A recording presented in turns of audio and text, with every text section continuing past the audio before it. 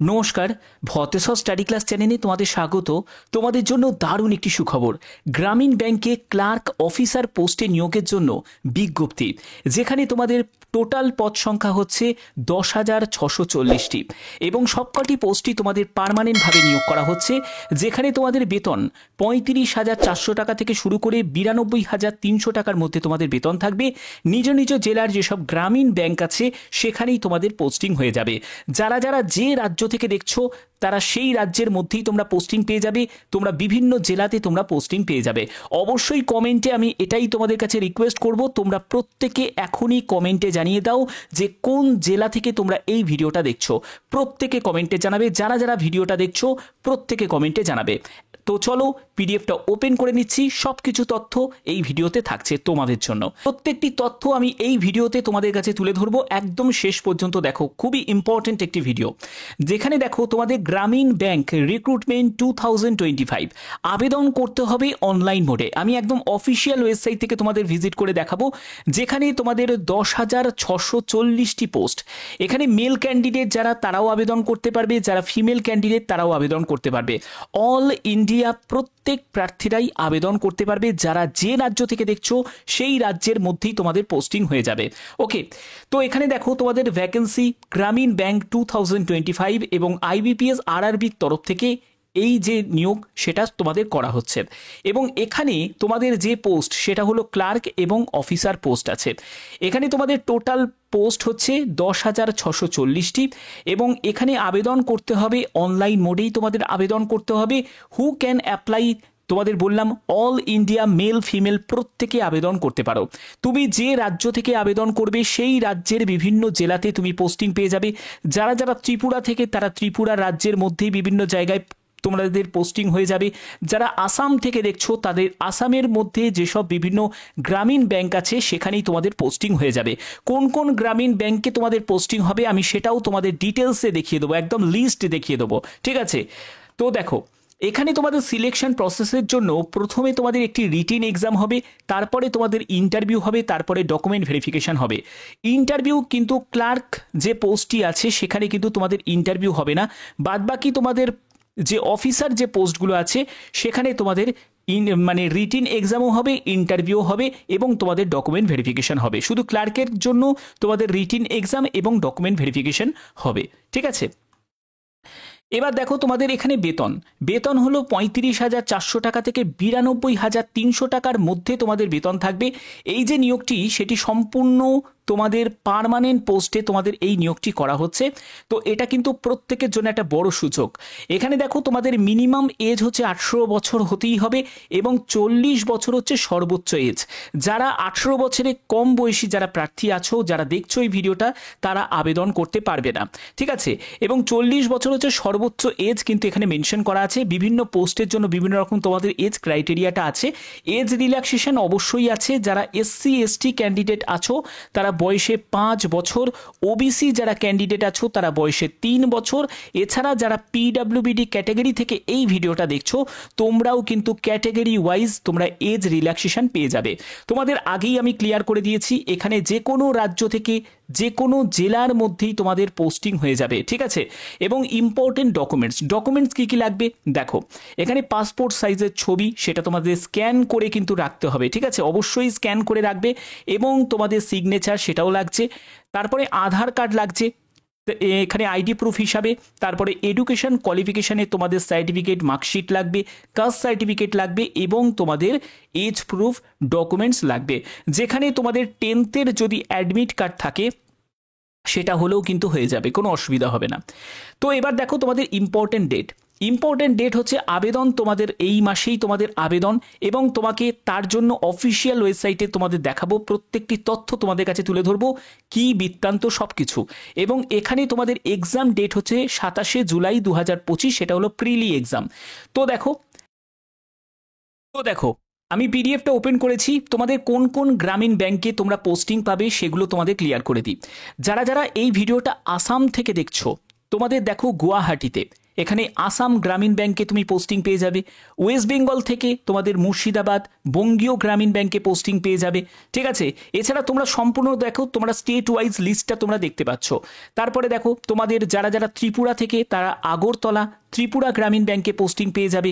এছাড়া দেখো ওয়েস্ট বেঙ্গল থেকে কোচবিহার উত্তরবঙ্গ ক্ষেত্রীয় গ্রামীণ ব্যাংকে তোমরা পোস্টিং পেয়ে যাবে। এছাড়া দেখো আরও আছে, দেখো ওয়েস্ট বেঙ্গল এখানে হাওড়া পশ্চিমবঙ্গ গ্রামীণ ব্যাংকে তোমরা পোস্টিং পেয়ে যাবে। ল্যাঙ্গুয়েজটা কিন্তু পাশাপাশি তোমরা লক্ষ্য করবে, এবং এই ল্যাঙ্গুয়েজের ওপর অবশ্যই তোমাদের একটি এলপিটি থাকবে, মানে ল্যাঙ্গুয়েজ প্রফিসিয়েন্সি টেস্ট থাকবে। অর্থাৎ তুমি যে রাজ্য থেকে সেই রাজ্যের ভাষায় তোমরা লিখতে পড়তে বলতে জানো নাকি সেইটার ব্যাপারে কিন্তু একটা টেস্ট তোমাদের নেওয়া হবে। ঠিক আছে, তো এগুলো কিন্তু এখানে অবশ্যই দেয়া আছে, এই লিস্টটা কিন্তু দেয়া আছে। এবার দেখো তোমাদের এখানে তোমাদের কি বলা হচ্ছে, সিটিজেন অফ ইন্ডিয়া অর্থাৎ ভারতীয় নাগরিক প্রত্যেকে আবেদন করতে পারো। ঠিক আছে, এবং দেখো তোমাদের কোন কোন পোস্ট এবং তার জন্য এজ লিমিট কি প্রয়োজন। এখানে দেখো তোমাদের যে অফিস অ্যাসিস্ট্যান্ট, যেটা তোমাদের ক্লারিক্যাল ক্যাটাগরি পোস্ট, এটা হলো ক্লার্ক ক্যাটাগরি পোস্ট। এই ক্লার্ক পোস্টের জন্য এখানে 18 থেকে 28 বছরের মধ্যে তোমার বয়স হতে হবে।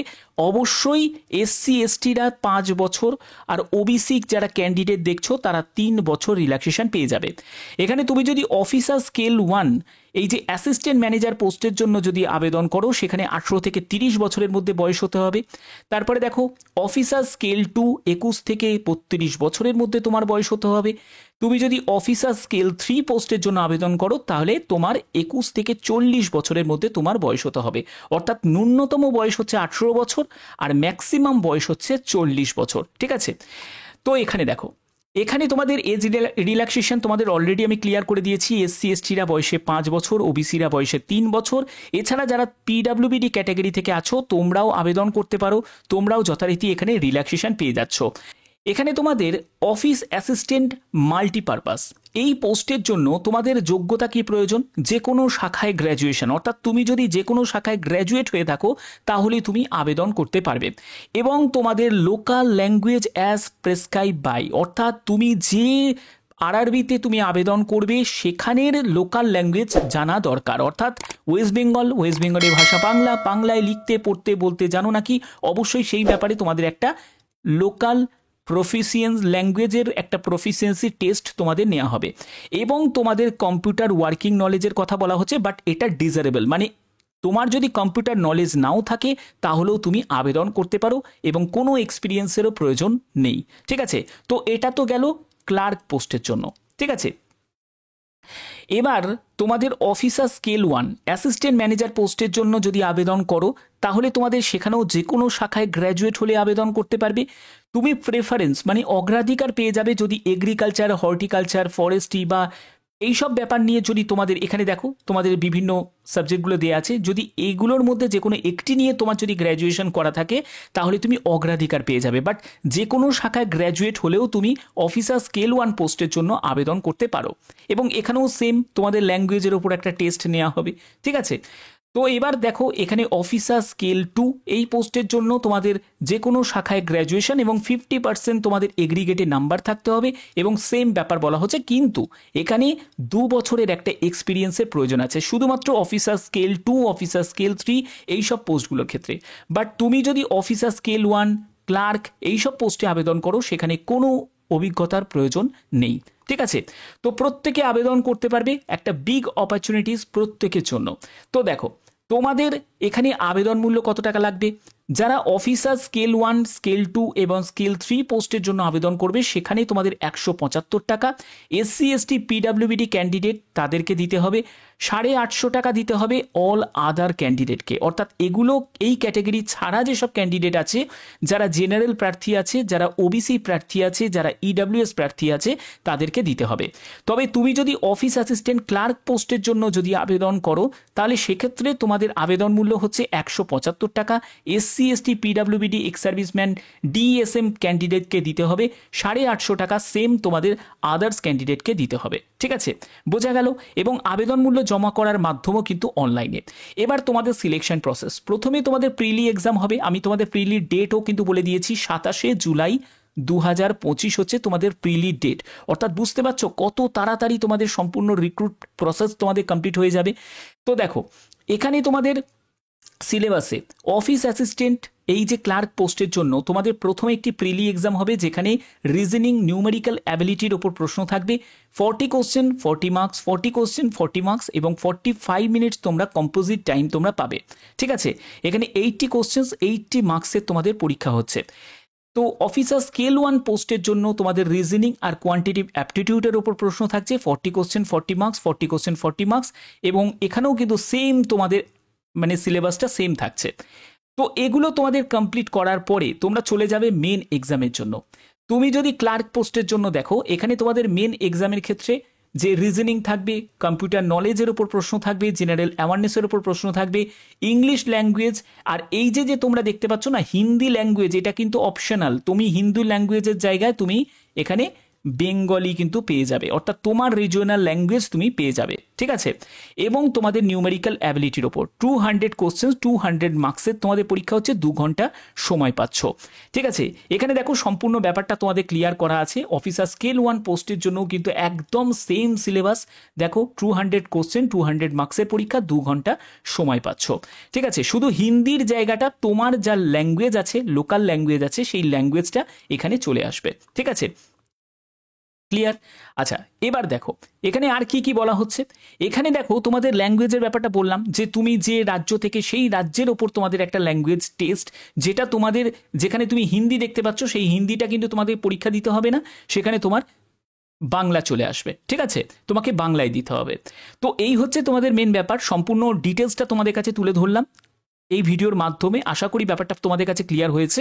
এবার তোমাদের অনেকের প্রশ্ন জাগবে যে স্যার আমরা এক্সাম সেন্টারটা কোথায় পাবো। দেখো এক্সাম সেন্টার তোমরা যেটা পাবে সেটা হলো সম্পূর্ণ তুমি স্টেটের মধ্যেই এক্সাম সেন্টার পেয়ে যাবে এবং বিভিন্ন জায়গায় তুমি এক্সাম সেন্টার পাবে। কোথায় কোথায় এক্সাম সেন্টার পাবে আমি সেটাও তোমাদের কাছে ক্লিয়ার করে দিচ্ছি।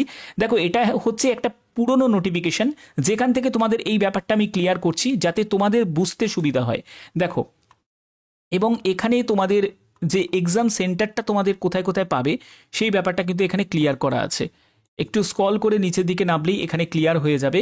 দেখো তোমাদের যে প্রিলি যে এক্সাম সেন্টার, যেটা যারা আসাম থেকে দেখছো তারা ডিব্রুগড়, গুয়াহাটি, জোরহাট, শিলচর, তেজপুর এই সব জায়গায় তোমরা প্রিলির এক্সাম সেন্টার পেয়ে যাবে। মেনের জন্য গুয়াহাটি আর শিলচরে পাবে। যারা যারা তোমরা ত্রিপুরা থেকে দেখছো তারা আগরতলাতে প্রিলি মেন দুটোরই কিন্তু সেন্টার আগরতলাতেই পাবে। আর যারা ওয়েস্ট বেঙ্গল থেকে তারা আসানসোল, বর্ধমান, দুর্গাপুর, হুগলি, হাওড়া, কল্যাণী, গ্রেটার কলকাতা, শিলিগুড়ি এই সব জায়গায় তোমরা এক্সাম সেন্টার পেয়ে যাবে এবং মেনের জন্য এক্সাম সেন্টার তোমরা গ্রেটার কলকাতা আর শিলিগুড়িতে তোমরা পেয়ে যাবে। ঠিক আছে, বোঝা গেল? অর্থাৎ এই ব্যাপারে তোমাদের ঘাবড়ানোর কিছু নেই, সম্পূর্ণ তোমাদের লোকেশন অনুযায়ী তোমাদের সেন্টার থাকছে, কোনো সমস্যার ব্যাপার হবে না। এবার দেখো তোমাদের এই যে নোটিশ, এই নোটিশটা হচ্ছে টেন্টেটিভ ক্যালেন্ডার যেটা হচ্ছে প্রিলি এক্সামের জন্য। দেখো প্রিলি এক্সামের ডেট 27শে জুলাই 2025 এবং ক্লার্ক পোস্টের জন্য তোমাদের এক্সাম শুরু হচ্ছে 30শে আগস্ট 2025। ঠিক আছে, এবার তোমাদের অনেকের মনে হবে যে স্যার আপনি যে এত কিছু বললেন তো এর জন্য অফিসিয়াল আপডেটটা কি। দেখো তোমাদের আমি ডেট দেখিয়ে দিলাম, পরীক্ষার তারিখ হচ্ছে যে ক্লার্ক পোস্টের জন্য 30শে আগস্ট, আর তোমাদের অফিসার স্কেল 1 পোস্টের তোমাদের এক্সাম শুরু হচ্ছে 27শে জুলাই থেকে। তো 27শে জুলাই থেকে যদি কোনো পরীক্ষা শুরু হয় তাহলে নিশ্চয়ই তার আগে তোমাদের নোটিফিকেশন অনেক আগেই রিলিজ হয়ে যাবে। তো সেক্ষেত্রে তোমরা যদি দেখো এখানে দেখো common recruitment process CRP IBPS এর একদম অফিসিয়াল ওয়েবসাইটে এখানে যদি আমি ভিজিট করি, দেখো রিজিওনাল রুরাল ব্যাংকের আগের যদি তুমি প্রিভিয়াস নোটিশগুলো দেখো কোন ডেটে তোমাদের নোটিশ রিলিজ হয়েছিল, দেখো 2024-এর জুন মাসে 7ই জুনে তোমাদের নোটিশ রিলিজ হয়েছিল। ঠিক আছে, তো চলে গেল একরকম। তারপরে দেখো 2023-এর 1 জুনে নোটিশ রিলিজ হয়েছিল। তারপরে দেখো এখানে 2022-এর 6 জুনে নোটিফিকেশন রিলিজ হয়েছিল। তো এখান থেকে তোমরা কি বুঝতে পারলে, তো আরআরবি যে নোটিশটা বার করে সেটা তোমাদের 10 তারিখের মধ্যেই নোটিশ রিলিজ হয়ে যায়, অর্থাৎ জুন মাসের 10 তারিখের মধ্যে কনফার্ম নোটিফিকেশন রিলিজ হয়ে যায়। তো এবছর তোমাদের 2025-এর নোটিফিকেশন কবে রিলিজ হবে, তো এই নোটিফিকেশন তোমাদের রিলিজ হবে কিছুদিনের মধ্যেই, কিন্তু তোমাদের নোটিফিকেশন রিলিজ হয়ে যাবে। অর্থাৎ আজকেও রিলিজ হতে পারে, কারণ আজকে 7 তারিখ, বা তোমাদের কালকে বা পরশু দিনের মধ্যে। অর্থাৎ সরাসরি বলতে গেলে তোমরা এটা ধরে রাখো যে তোমাদের 10ই জুনের মধ্যে সবথেকে বেশি পসিবিলিটি আছে তোমাদের ফুল নোটিফিকেশন রিলিজ হয়ে যাওয়ার। বাদবাকি যখনই কোনো আপডেট আসবে অবশ্যই তোমাদের কাছে সেটা জানিয়ে দেবো। তোমরা প্রত্যেকে তোমরা এখনই কমেন্টে জানিয়ে দাও যে কোন জেলা থেকে এই ভিডিওটা দেখছো। অবশ্যই প্রত্যেকে এখনই জানাবে তোমার জেলার নাম, প্রত্যেকে কমেন্টে এখনই জানিয়ে দেবে। বাদবাকি যে কোনো আপডেট সবার আগে পাওয়ার জন্য অবশ্যই বলবো এটা খুব ভ্যালুয়েবল তোমাদের জন্য একটি চ্যানেল, অবশ্যই তোমরা সাবস্ক্রাইব করবে, বেল আইকনটাকে অল করে রাখবে। এখনের মতো এটুকুই, ধন্যবাদ।